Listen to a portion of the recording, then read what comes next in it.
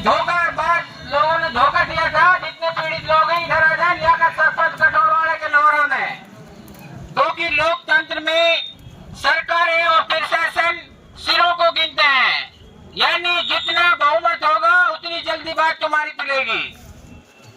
ये भारत देश एक लोकतांत्रिक देश है। इसमें सबसे बड़ा हमारा हिंदुस्तान का संविधान है और संविधान में कानून और कानून के हिसाब से रहना चाहिए।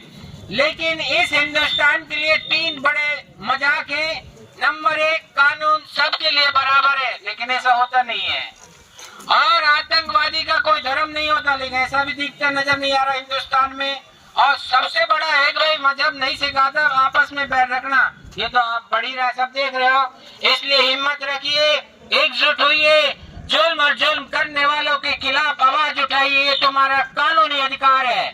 तुमने अगर किसी एजेंट के या किसी के विश्वास पे पैसा जमा कराया है तो कोई गुनाह और गलत नहीं किया है, क्योंकि दुनिया के अंदर कोई भी कंपनी, कोई भी सिस्टम, प्रशासनिक, राजनीति, धार्मिक, अगर कोई भी चीज चलती है तो वो कॉल पे, विश्वास पे चलती है।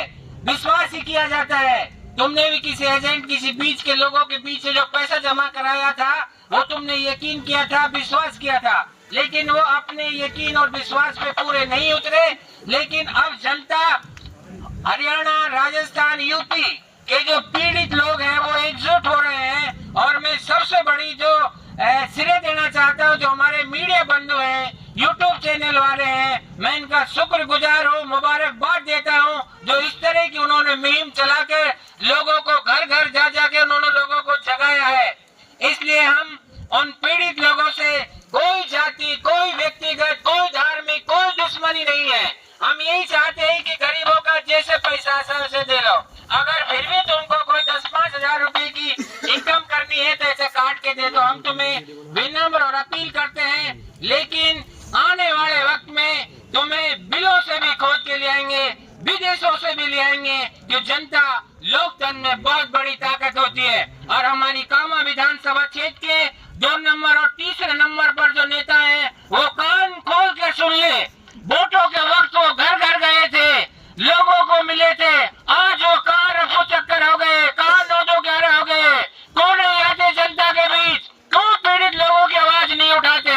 लेकिन अब ये जनता न किसी पार्टी की गुलाम है, न किसी खानदान की गुलाम है, न कोई अमीर धंधा सेठ की गुलाम है, न उसके बंगला, कोठी, गाड़ी को नहीं देखेगी। जो जनता के बीच रहेगा उसके साथ देगी। और हम भी ऐसे लोगों को शुक्रगुजार और हम उनको विश्वास और यकीन दिलाते हैं। मैं पर्सनल, अगर मैंने कोई गड़बड़ की है तो अगर मेरे पर उंगली उठाई है, मेरी इंसानियत होगी तो मैं उस गलत काम को छोड़ूंगा। और यही होना चाहिए। हमें किसी से कोई लोभ और लालच नहीं है, लेकिन एक आवाज बननी पड़ती है, एक आवाज उठानी पड़ती है। लेकिन ये हर एक कोई बंदा नहीं उठा सकता। इसलिए यकीन और विश्वास के साथ रहिए, एकजुट रहिए। किसी के बहकावे में, किसी के बरगला में मत आइए, क्योंकि तुम्हारा पैसा है और तुम्हें व्यक्तिगत, इंसानियत, धार्मिक उस तौर पर नहीं मिला है। जो सरकारें हैं, प्रशासन है, उससे हम सहयोग चाहते हैं। उस पर हम अपनी अपील रख रहे हैं कि भाई इस तरह हमारे साथ फ्रॉड, दगाबाजी हुई है, समय रहते हुए उनका पैसा दिला दिया जाए। उन्होंने कुछ भी करे, चाहे अपनी जमीनें बेचे, चाहे अपनी औलादे बेचे, इन गरीबों का पैसा जल्द से जल्द वापिस होना चाहिए। नहीं रोजों ईद के बाद एक बहुत बड़ी मीटिंग होगी और किसी भी तरीके से अगर कोई फ्रॉडबाजी करता है किसी भी धर्म और मजहब के लोगों के साथ, उनको बख्शा नहीं जाएगा।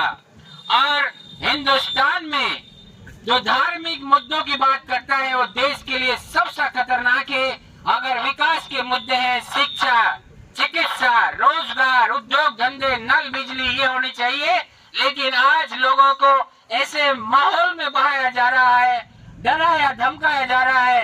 लेकिन मेरा कहना यह है कि तंगी तुर्सी करके, भूखे प्यासे रख के, चाहे तुम्हें भोजन की थाली क्यों ना बेचनी पड़े, अपने बच्चों को पढ़ाओ और लिखाओ। अगर कोई बच्चा पढ़ेगा लिखेगा, शिक्षा वो रास्ता है जो तरक्की के हर रास्ता बताता है। अगर तुम्हारा बच्चा कोई किताब पढ़ेगा तो किसी से लड़ना और किसी से बहस करना सीख जाएगा।